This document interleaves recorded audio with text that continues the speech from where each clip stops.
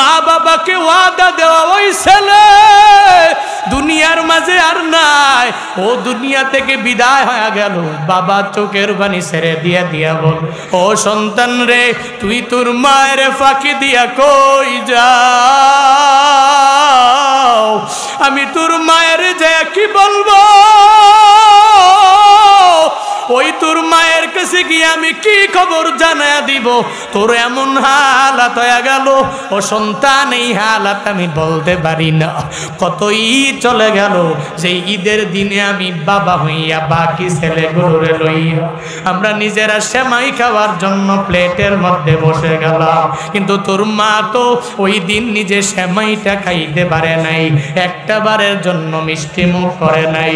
আমি তোর মাকে দেখেছি কত রাত তোর মা ঘুমায় না, হঠাৎ করে ঘুম থেকে জেগে আমি তাকায়া দেখি তোর মা মুসল্লায় দাঁড়ায়া তোর জন্য নামাজ করে আর আল্লাহর দরবারে কান্না করে। ও ছেলে রে, ওই মায়ের ফাঁকি দিয়া তুই কোথায় যাও আমি বুঝলাম না। এক প্রবাসী আল্লাহর বান্দা, ওদিন ওই প্রবাসীর বাবাটা আমার কাছে কারো গুজারি শোনায়, আমার ছেলেটা 4 বছর হয়ে গেল আমার বাড়িতে আসে না, ঈদ উদযাপন করে না। আমি বাবা হইয়া এই ছেলের জন্য বড় পাগল পারা হয়ে গেলাম। ঈদের দিনে আমার দিনগুলো ফুরে যায় না, আমি সুন্দর করে করে করে করে করে করে ঈদের দিনে ঈদটাও আমি উদযাপন করতে পারি না। আমার ছেলে একদিন 27 রোজার মধ্যে আমাকে টেলিফোন করে জানায়া দিল, বাবা আমার, ও বাবা আমার, এবার ঈদটা আমি আপনাদের সাথে উদযাপন করব। আমার মা ছাড়া আমার ঈদ ভালোভাবে কাটে না, আমার বাবা ছাড়াও আমার ঈদটা কাটে না। এভাবে যখন জানায়া দিল নিজের বাবারে টেলিফোন করার মাধ্যমে, ওই বাবা বড় খুশি হয়ে গেল, ওই মাও অনেক পরিমাণ খুশি হয়ে যায়, কারণ সন্তানটাকে ছাড়া ছাড়া মা 4 বছর হয়ে গেল একটা ঈদ সন্তানে নিয়ে করতে পারে নাই। প্রায় 4 বছরে 8টা ঈদ চলে গেল, একটা ঈদেও নিজের ছেলেটা ছিল না, প্রবাসের মধ্যে রেখে নিজে ঈদ উদযাপন সুন্দরভাবে করতে পারে না। ওই মা বলে, হে আমার বাকি সন্তানেরা, তোদের বড় ভাই প্রবাস থেকে আসবে, তাকে সঙ্গে নিয়ে এবার ঈদ উদযাপন করব আমরা, আমিও করব, তোদের বাবাও করবে, তোরাও করবা। এভাবে এক এক করে মা যখন প্রস্তুতি নিতে লাগতে শুরু করলো, মা বিভিন্ন সময়ে পিঠাপুলি বানায়, কিন্তু সন্তানের জন্য এবার স্পেশাল করে করে বানাইতে লাগলো। 28 তারিখে সাহারি খাবে, সন্তান দৌড়াইয়া বাড়িতে চলে আসবে মা বাবার টানে। বাবা মা দুইজনে সাহারির খাবারটা নিয়ে ওয়েটিংয়ে আসে। কত মজার খাবার! আমার সন্তান অনেক দিন পরে আমার বাসায় আসবে, এতদিন পর্যন্ত কি খেয়েছে না খেয়েছে বলতে পারি না। আমার সন্তান আসবে, একসাথে মা বাবা আর আমরা বসে এখানে আমরা সেহারি করব। ওই মা ওয়েটিংয়ে বসে আছে, বাবাও বসে আছে, সারি টাইম শেষ হয়ে যাবে, এরপরেও ছেলে যখন বাড়ির দিকে আসে না, বারবার দরওয়াজার দিকে তাকায়। সারিগুলো নিজেই, খাবারগুলো নিজেরা খেয়ে ফেললেন, খাওয়ার পরে মা বাবার চোখে তো ঘুম নাই, একদিক থেকে আরেক দিকে যায়, এক রুম থেকে আরেক রুমের দিকে দৌড়াইয়া যায়, শুধু টেনশন আর চিন্তা, আমার ছেলে কখন আসবে। যেই ছেলেটার ওয়েটিংয়ে আমরা এতক্ষণ পর্যন্ত ওয়েটিং এর মধ্যে রইলাম, ওই ছেলের চিন্তায় চিন্তায় প্রায় 8টা বেজে গেল, 9টা বেজে গেল, 10টাও বেজে গেল। ওই ছেলের জন্য অপেক্ষায় মাও ঘুমায় না, বাবাও একটা বারের জন্য ঘুমায় না। মা জিগায়, ও স্বামী আমার ছেলে কই? আমার ছেলে কেন আসে না, খবর নাও। এই ছেলের জন্য আমি মার অপেক্ষা করে থাকতে পারি না। স্বামী তার স্ত্রীকে বোঝানোর জন্য বলে, ও স্ত্রী আমার, এখন ঈদের সময় কত যানজট, এই যানজটের মধ্যে জ্যাম পড়বে, কোনো অসুবিধা নাই, আমার ছেলে অটোমেটিক্যালি চলে আসবে। কিন্তু মনে মনে নিজেরাও এবার চিন্তা ভাবনা করতে লাগলো, ওই স্বামীটাও বাবা হইয়া ওই ছেলের জন্য কি পরিমাণ মায়া অন্তরে লালন আচরণ করে করে বাবা চলাফেরা করে। হঠাৎ করে মনে পড়ে গেল আমার ছেলের মোবাইলের মধ্যে একটা ফোন আমার দেওয়া লাগবে। সেই ফোন পাওয়ার পরে ছেলে আমায় বলবে কোথায় আছে না আছে, এরপরে নিশ্চিন্তে আমি ছেলের জন্য অপেক্ষায় থাকতে পারবো। ওই ছেলের মোবাইলে ওই বাবা যখন টেলিফোন লাগায়া দেয়, ওই বাবা টেলিফোন পাইয়া নিজের ছেলেটা মোবাইল ধরে না, আর একটা ছেলের কণ্ঠ মোবাইলের মধ্যে শোনা যায়। হঠাৎ করে টেলিফোনটা ধরে ধরে মোবাইল রিসিভ করে জানায়া দেয়, আপনি কি অমুক ছেলের বাবা নাকি? বলে হ্যাঁ আমি ওই ছেলের বাবা। বলে আপনার ছেলে তো আসার পথে প্রতিমধ্যে অ্যাক্সিডেন্টে ভরে ভরে অনেকগুলো লাশ এখানে পড়ে আছে, তবে আমি জানি না আপনার ছেলে মারা গেল নাকি আপনার ছেলে দুনিয়াতে জীবিত রইল। তার মোবাইলটাকে আমি করে পেলাম, এই মোবাইলটা তারপরে টেলিফোনটা রিসিভ করে আমি আপনাকে এবার জানায়া দিলাম, আপনার সন্তানের হালাত জানায়া দিলাম। বাবা তো মনে মনে চিন্তা করে, মনে হয় আমার সন্তানের কি যেন হয়ে গেল। ওই বাবা তার বাকি সন্তানগুলোরে সঙ্গে সঙ্গে লইয়া রওনা হয়ে যায়। ওই লোক আমায় বলে আমি আমার ছেলের জন্য রওনা হয়ে যাই। 4 বছর হয়ে গেল আমি আমার সন্তানের সাথে ঈদ উদযাপন করতে পারি নাই। এখন যদি সন্তানের মৃত্যুর খবর পাই, আমি বাবা হইয়া এটা মেনে নিতে পারবো না। বাকি সন্তানগুলোরে লইয়া ওই যেখানে অ্যাক্সিডেন্টের জায়গা ওই স্থলে যাইয়া দেখে অনেকগুলো লাশ রাস্তার মধ্যে শুয়ায়া রাখছে। এক এক করে প্রত্যেকটা লাশের মধ্যে তাকায়া এক একজনের চেহারা দেখে আর দেখে না নিজের ছেলে আছে কিনা। আল্লাহর ওই বান্দা একজনকে আলগি দেয় আর দেখে নিজের ছেলে না, আর একজনের মাথার মধ্য থেকে কাপড় উঠে নেয়, এরপরে দেখে নিজের ছেলে না, এরপরে আবার উপর করে, এরপরেও দেখে নিজের ছেলে না। একটু পরে তাকায়া দেখে তার ছেলের মতো দেখা যায়। মা বাবাকে ওয়াদা দেওয়া ওই ছেলে দুনিয়ার মাঝে আর নাই, ও দুনিয়া থেকে বিদায় হয়ে গেল। বাবা চোখের পানি ছেড়ে দিয়া বলে, ও সন্তান তুই কোথায় গেলা? কোন জায়গায় তুমি চলে গেল? ও সন্তান রে, তুই তোর মায়ের ফাঁকি দিয়া কই যাও? আমি তোর মায়ের যে কি বলবো? ওই তোর মায়ের কাছে গিয়ে আমি কি খবর জানায়া দিব? তোর এমন হালাত হয়ে গেল। ও সন্তান, এই হালাত আমি বলতে পারি না। কত ঈদ চলে গেল, যে ঈদের দিনে আমি বাবা হইয়া বাকি ছেলেগুলোরে লইয়া আমরা নিজেরা সেমাই খাওয়ার জন্য প্লেটের মধ্যে বসে গেলাম, কিন্তু তোর মা তো ওই দিন নিজে সেমাইটা খাইতে পারে নাই, একটা বারের জন্য মিষ্টি মুখ করে নাই। আমি তোর মাকে দেখেছি কত রাত তোর মা ঘুমায় না। হঠাৎ করে ঘুম থেকে জেগে আমি তাকায়া দেখি তোর মা মুসল্লায় দাঁড়ায়া তোর জন্য নামাজ করে আর আল্লাহর দরবারে কান্না করে। ও ছেলে রে, ওই মায়ের ফাঁকি দিয়া তুই কোথায় যাও আমি বুঝলাম না। একদিন ঈদের দিনে যাওয়ার সময় আমি তোর মায়ের জন্য দামি একটা শাড়ি নিয়ে কিনে যখন তোর মায়ের হাতে দিয়ে দিলাম, এরপরে দেখি তোর মায়ের মনটা মানায় না, চোখ দিয়া অটোমেটিক্যালি পানি ঝরে যায়। তোর মা ওই সময় আমি জিজ্ঞেস করার পরে তোর মা আমায় বলে, ও স্বামী আমার, না এই ঈদের দিনে আমার শাড়ি আমারে খুশি করতে পারবে না। তুমি যতই আমারে উপঢৌকন দাও, এই উপঢৌকন আমারে খুশি করতে পারবে না গো স্বামী আমার। আমি আমার সন্তানের জন্য সন্তানকে সারা ঈদগুলো উদযাপন আমি করতে পারি না গো। ওই স্বামী চিল্লায়া বাবা হইয়া ছেলের জন্য এভাবে বলে। তোর মায়ের কাছে আমি যায় যায় কি জবাব দিব? তোর মাকে তুই ফাঁকি দিয়া দিলা। সন্তানটাকে লইয়া লইয়া একটা অ্যাম্বুলেন্স করে বাড়ির দিকে যখন রওনা হয়ে যায়, ওই প্রবাসী লোকটা মৃত হয়ে গেল। বাবা সঙ্গে লইয়া লইয়া অ্যাম্বুলেন্স করে চোখের পানি ফালায়া ফালায়া ফালায়া মায়ের সাথে মোলাকাত করার জন্য নিয়ে যায়। বাড়িতে আসার পরে হঠাৎ করে গাড়ির সাউন্ড যখন পেয়ে গেল, গ্রামের মা অনেক সহজ সরল মানুষ মনে করেছে আমার ছেলে চলে এসেছে।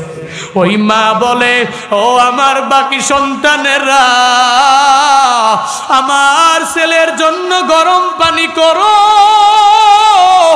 এত কষ্ট করে করে করে বাহির থেকে প্রবাস থেকে এসে সে গোসল করা লাগবে, তাকে গোসল করার জন্য গরম পানির ব্যবস্থা করায় দাও। সে গোসল করে সুন্দর করে খাবার খাবে, প্লেটগুলো সুন্দর করে ধুয়ে দাও, তার বিছানাটা সুন্দরভাবে তোমরা গুছাইয়া দাও। এরপরে এই চিন্তা করে সন্তানদেরকে ডেকে ডেকে যখন বাড়ির বাহিরে চলে আসলো, আইসা দেখে যেই সন্তানের জন্য মা অপেক্ষায়, ওই মা ওই অ্যাম্বুলেন্সে শায়িত, ওই সন্তানের মাথাটা ফেটে রক্তগুলো খান খান হয়ে পড়ে আছে। ওই সন্তানটা দুনিয়া থেকে বিদায় নিয়ে চলে গেল। মা চোখের পানি ছেড়ে দিয়া দিয়া দিয়া কান্না করে, ও ছেলে রে, তুই জীবিত না মৃত আমারে জানাও না। আমি মায়ের, তুই একটা মা বলে ডাক দেও না। তুই আমি মায়ের এত বড় ফাঁকি দিয়া যাইতে পারলা, তুই কোথায় যাও? আমি মায়ের ফাঁকি দিয়া কোন দিকে তুই দৌড়ায় যাও? হে সন্তান আমার, আমি মা তোর জন্য এত অপেক্ষায় রইলাম। সন্তানটারে কুলের মধ্যে লইয়া ঘরের মধ্যে নিয়ে যায় আর চিল্লায়া চিল্লায়া বলে, আমি আমার সন্তানের জন্য গরম পানি করেছি। ও স্বামী আমার, এই গরম পানি দিয়া জীবনের শেষ গোসলটা করাইয়া দাও। এই সন্তানের জন্য গরম পানি করেছি নিজের হাতে গোসল করার জন্যে। আজকে নিজের হাতে গোসল করতে পারবে না, তাকে অন্যজনের মাধ্যমে গোসল করে দেওয়া লাগবে। ও স্বামী গো, এই সন্তানটারে আমি সারা আর দুনিয়ায় থাকতে পারি না। এটা বলে বলে বলে ওই সন্তানের সাথে সাথে ওই মাও নয়, ওই মাও দুনিয়া থেকে বিদায় নিয়ে চলে গেল। আল্লাহর ওই বান্দা বলে, আমার পুরো পরিবারটা অন্ধকার হয়ে গেল। আমার ছেলেও নাই, আমার বউ নাই, আমার কেউ নেই।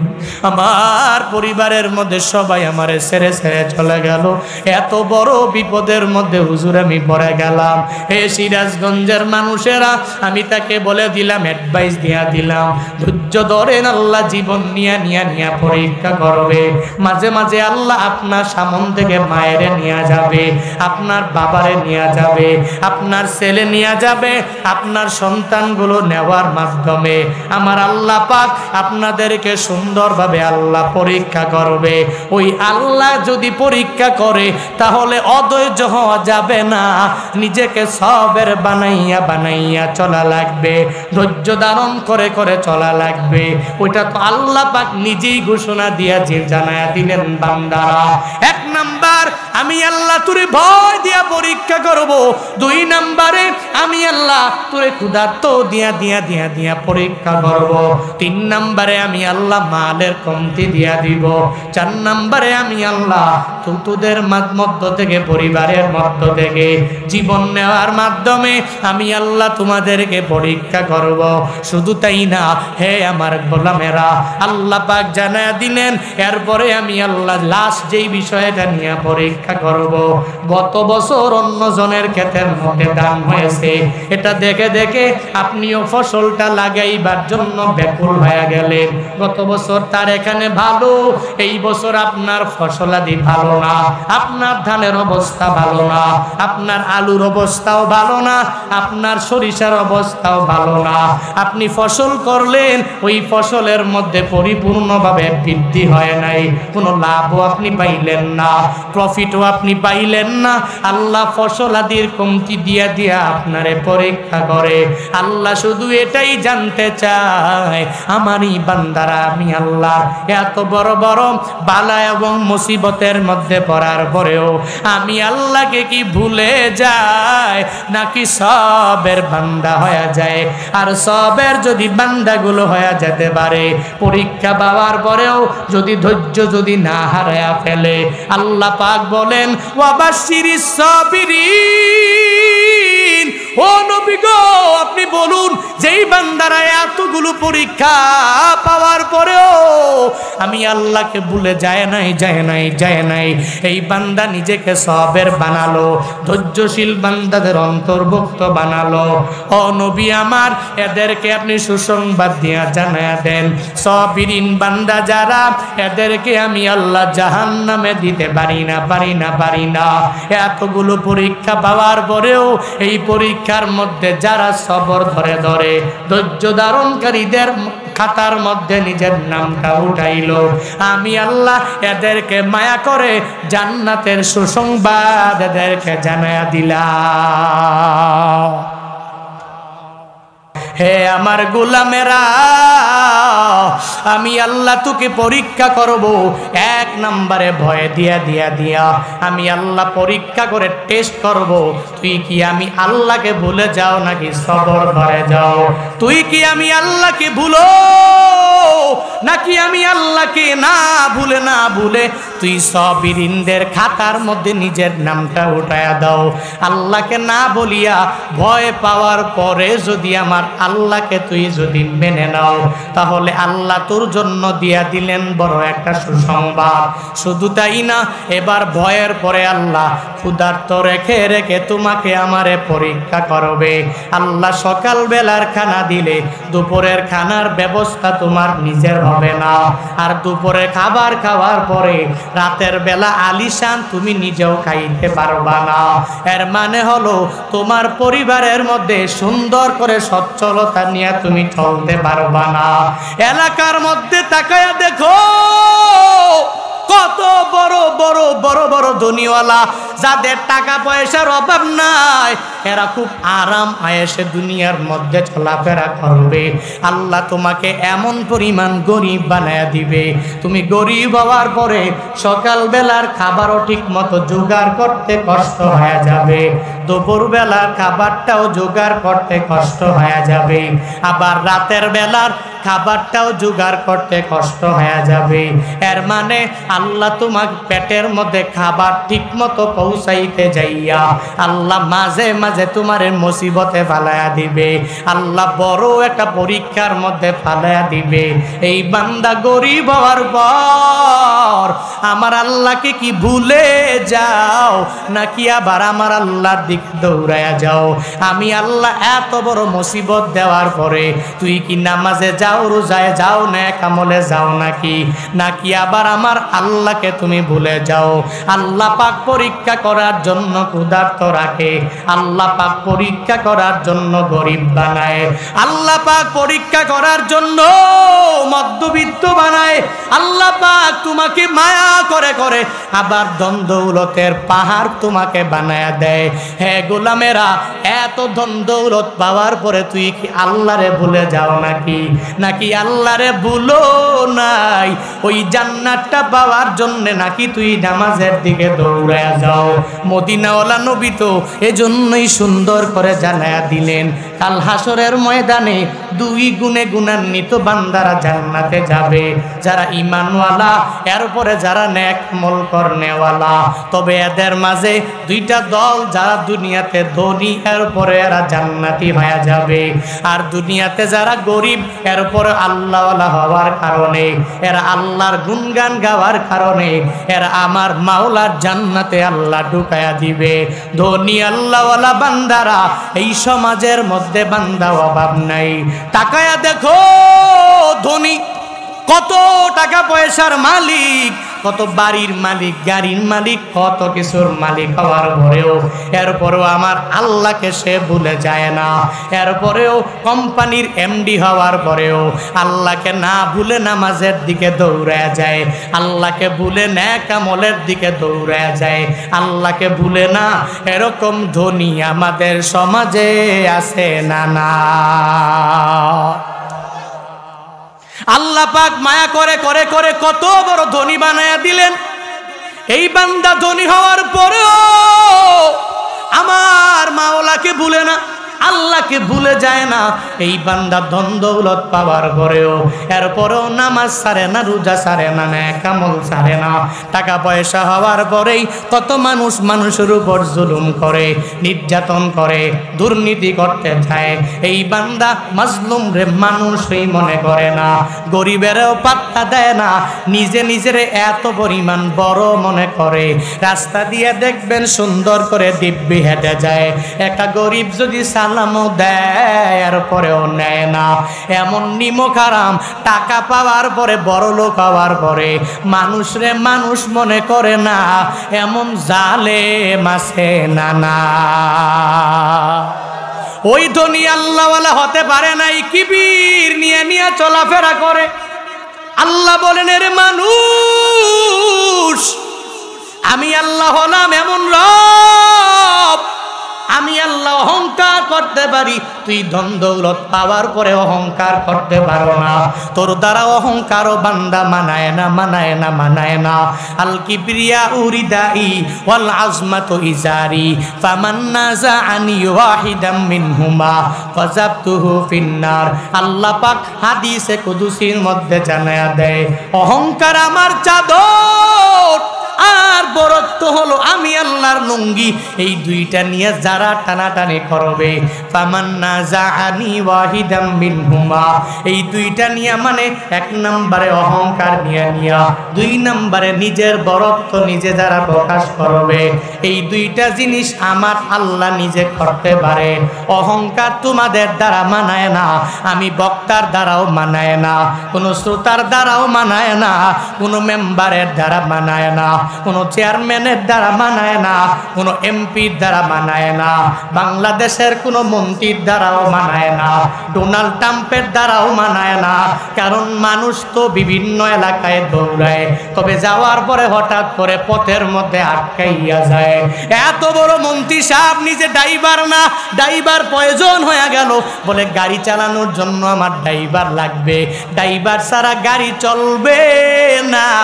তখন ড্রাইভারের দিকে মন্ত্রী সাহেব মোহতাজ হয়ে গেল, একটা বাদ দিলে আর একটা নেওয়া লাগবে, একটা বাদ দিলে আর একটা নেওয়া লাগবে। তখন তো ড্রাইভার ছাড়া চলতে পারবে না। এত বড় মন্ত্রী সাহেব, কত টাকা পয়সা তার, কত বড় বড় ক্ষমতা তার, কিন্তু ঘরের মধ্যে যাওয়ার পরে নিজে একা একা রান্না করতে পারবে না, পারবে না, পারবে না। ওর সাহায্যকারী একজন লাগবে, একজন পার্সোনাল সেক্রেটারিও লাগবে। দুনিয়ার কোনো মানুষ একজনের সব দিকে পারফেক্ট হতে পারে না, একজনের সব দিকে নিজে নিজে নিজে নিজে অলরাউন্ডার হতে পারে না। অলরাউন্ডার হতে পারে এই আসমান জমিনের মালিক, চিল্লায়া বলো তার না।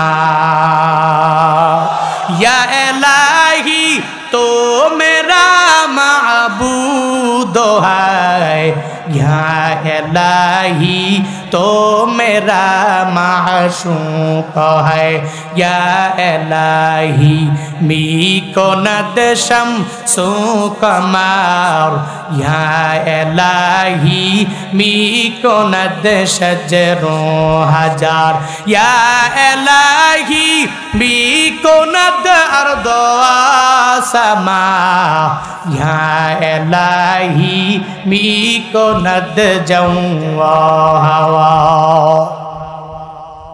অহংকার আমাদের দ্বারা মানায়নি, কথা বলেন। মানুষ তো অহংকার করতে পারে না, কারণ মানুষ কেন অহংকার করবে?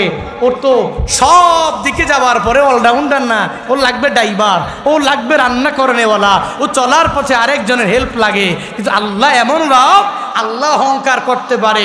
পৃথিবীর কোনো ধনী, পৃথিবীর কোনো টাকাওয়ালা অহংকার করতে পারে দেওয়ার পরেও মানুষ অহংকার করে, আমি বড় বক্তা, আমি কেন তাকে সালাম দিব, সে আমাকে সালাম দিতে হবে। আমি বড় খতিব সাহেব, আমি মুসাফা কেন করব, সে আগে হাত বাড়াবে, এরপরে মুসাফা করবো। আমি এলাকার মেম্বার, আমার ওয়ার্ডের প্রত্যেকটা লোক আমাকে আগে সালাম দিবে, আমি কেন দিব? আমি চেয়ারম্যান সাহেব, ইউনিয়নের সব লোকেরা সাথে আমার কাছে আসবে, আমি কেন তার কাছে যাব?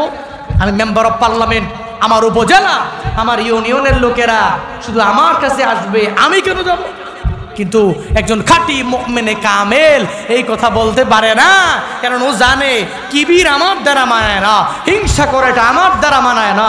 আমার এই বডি আজ আছে তো কাল নাই, আমি কেন হিংসা করব, আমি কেন অহংকার করব?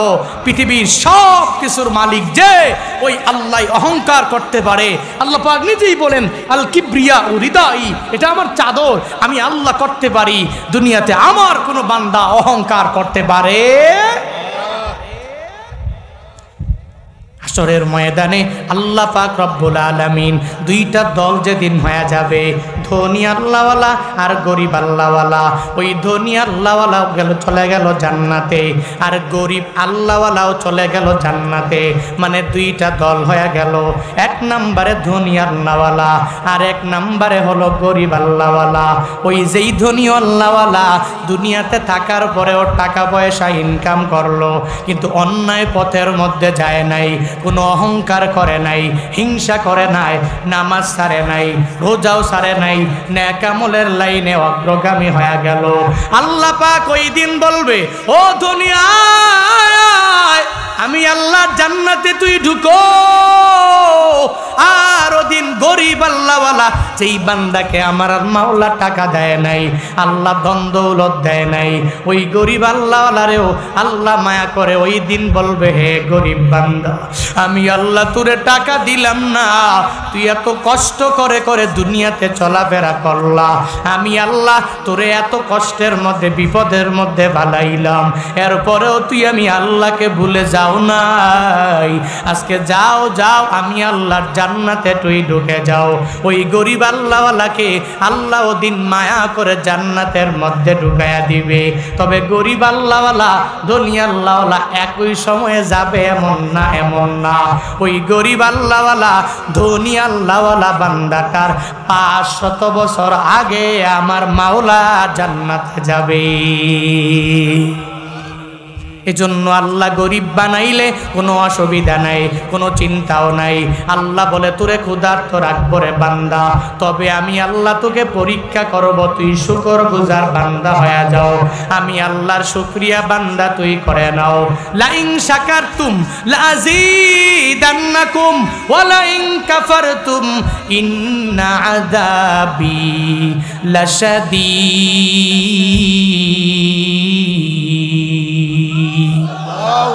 আল্লাহ পাক বলেন, তুই শুকর আদায় করো, আমি আল্লাহর শুকর করো। যদি করতে পারো, তোকে আমি আল্লাহ ক্ষুধার্ত বানালাম, গরিব বানালাম, তুই আমি আল্লাহর এত বড় পরীক্ষা পাওয়ার পরেও যদি শুকর আদায় করতে পারো, আমি আল্লাহ তোরে অনেক পরিমাণ বাড়াইয়া দিব। আর যদি তুই না শুকরিয়া করো, বাড়াবো না, আমি আল্লাহ তোরে কঠিন আযাবের মধ্যে গ্রেফতার করে ফেলবো। এই ঘোষণা আমার আল্লাহ পাক দিয়া দিলেন। এজন্য শুকরগুজার বান্দা যখন নিজেকে সবের বানায়া নেয়, নিজেকে ধৈর্যশীল বান্দা বানায়া নেয়, তাহলে আল্লাহ পাক তাকে মায়া করে কি পরিমাণ বড় একটা মাকাম দিয়া দেয়। হে সিরাজগঞ্জের মুসলমানেরা, হে সদর এলাকার মুসলমানেরা, হে কড্ডার পাশের মুসলমানেরা, একটু মনোযোগের কান লাগাইয়া শুনে নাও।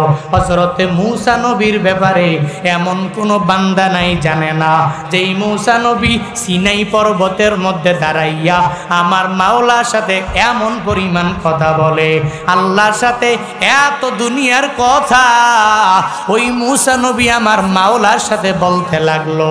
আল্লাহকে বারবার বলে, ও আল্লাহ, এই প্রশ্ন করি, তুমি আমার প্রশ্নের জবাব দিয়া দাও। ওই সিনাই পর্বতে মূসা নবী দাঁড়াইয়া আল্লাহর সাথে কথা বলার কারণে আল্লাহ পাক জানায়া দিলেন, ও পয়গম্বর আমার, কাল্লামাল্লাহু মূসা তাকলিমা, আপনার আল্লাহ মূসা নবীর সাথে এমন পরিমাণ কথা বলে এর লকবি হয়ে গেল কালিমুল্লাহ। আল্লাহর সাথে এমন পরিমাণ কথা বলে, ওই সিনাই পর্বতে দাঁড়ায়া মুসা নবী আমার মাওলার সাথে এত পরিমাণ কথা বলে, আমার আল্লাহর সাথে বিভিন্ন প্রশ্ন করে। আল্লাহ রাগান্বিত হয় না, আল্লাহ ক্রোধান্বিত হয় না। আল্লাহ মুসা নবীর প্রশ্নের জবাব দিয়া দেয়। একদিন মুসা নবী সিনাই পর্বতে আল্লাহর সাথে কথা বলার জন্যে রওনা যখন হয়ে গেল, প্রতিমধ্যে যাওয়ার পরে এক বড় বড় ধ্বনিওয়ালা মুসা নবীরে জিগায়, ও পয়গম্বর, আমার মাওলার সাথে তো এত পরিমাণ কথা আপনি বলেন, আমার এত পরিমাণ ধন দৌলত আল্লাহ আমাকে দিয়া দিলেন, কিন্তু এই ধন দৌলতের হিসাব আমি রাখতে পারি না। আমার আল্লাহকে জিজ্ঞাসা করবেন কোন কাজ করলে আমার ধন দৌলতের মাত্রা কমে যাবে। আমার এত ধন সম্পদের দরকার নাই, আমার এত টাকা পয়সার দরকার নাই, আমার এত বাড়ি গাড়ির দরকার নাই। আপনি সিনাই পর্বতে দাঁড়াইয়া আমার মাওলাকে প্রশ্ন করলে আল্লাহ জবাব দিয়া দিবে। মুসা নবী তার দরবার থেকে আবার রওনা হয়ে গেলেন। যাওয়ার পরে এক বৃদ্ধা গরিব মহিলা, ভিখারি মহিলা মুসা নবীর সামনে দাঁড়াইয়া যায় আর বলে, মুসা নবী, আমার টাকা নাই, আমি চলতে পারি না, আমার কিছু নাই, তুমি আল্লাহর সাথে কথা বলো, ওই আল্লাহকে গিয়া তুমি একটু জানাইবা, আল্লাহকে প্রশ্ন করে জানাইয়া দিবা, আমার মালিক আমার এত পরিমাণ গরিব বানায়া দিল, আমার আল্লাহ কি আমারে ধন দৌলত দিবে না? আমার আল্লাহ কি আমারে সচ্ছল করবে না? আমার আল্লাহ কি আমাকে সচ্ছলতা দিবে না? ও মুসা নবী, আল্লাহরে জিগাইও। ওই জায়গা থেকে আর একটা দূর যাওয়ার পরে একটা ত্রিমুখী রাস্তা মুসা নবীর দরবারে চলে আসলো।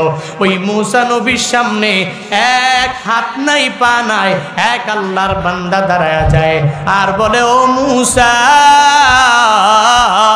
আমার হাতও নাই পাও নাই, আমার আল্লাহর সাথে তুমি কথা বলো, আর আমার আল্লাহকে কথা বলা অবস্থায় জিজ্ঞাসা করবা, আমার আল্লাহ কেন আমাকে হাত দেয় নাই? আমার আল্লাহ কেন আমারে পা দেয় নাই? আমার পুরা বডিতে হাত নাই পা নাই গো মুসা, আমি ঠিক মতো খাইতেও পারি না, আমি ঠিক মতো চলতেও পারি না রে মুসা। এই হাত দিয়া খাওয়ার যে মজা, আমি আমার পুরা জিন্দেগিতে এই মজাটা বুঝি নাই রে মুসা। এই পা দিয়া হাঁটার যে মজা, এই মজা আমি কোনোভাবে বুঝি নাই রে মুসা। ও মুসা, তুমি আমার মাওলার সাথে কথা বলো, ওই সিনাই পর্বতের মধ্যে দাঁড়াইয়া আমার আল্লাহকে জিগাইবা, আল্লাহ কেন আমারে দুইটা হাত দেয় নাই? আল্লাহ কেন আমারে দুইটা পা দেয় নাই? ও সিরাজগঞ্জের মানুষ,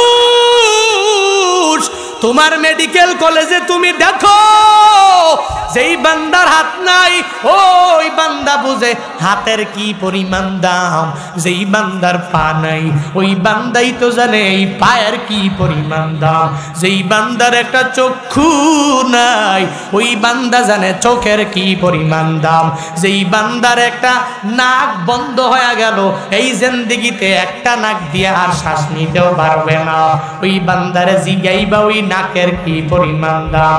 যেই বান্দা এক কানে শোনে না, একে জিগাইবা কানের কি পরিমাণ দাম। এই যে আমার আল্লাহ তোমারে আমারে মায়া করে এত হাত পা দিয়া দিলেন, আমার আল্লাহ তোমারে আমারে মায়া করে, আমার আল্লাহ হাত না দিলেও পারতেন কিন্তু দিয়া দিলেন, আল্লাহ পাক পা না দিলেও পারতেন কিন্তু দিয়া দিলেন। আল্লাহ মায়া করে করে তোমার বডিটারে এত পরিমাণ সুন্দর বানাইলেন, ওই আল্লাহর জন্য তুই শুকরগুজার বান্দা হতে পারো নাই। যার হাত নাই ও যদি আমার মাওলার দরবারে দাঁড়াইয়া যায়, হাসরের ময়দানে যদি বলে, ও দয়ার মালিক, এই হাতের গুনাহ আমার দ্বারা হয় নাই গো আল্লাহ, তুমি আমারে জান্নাতের মধ্যে ঢুকাইয়া দাও।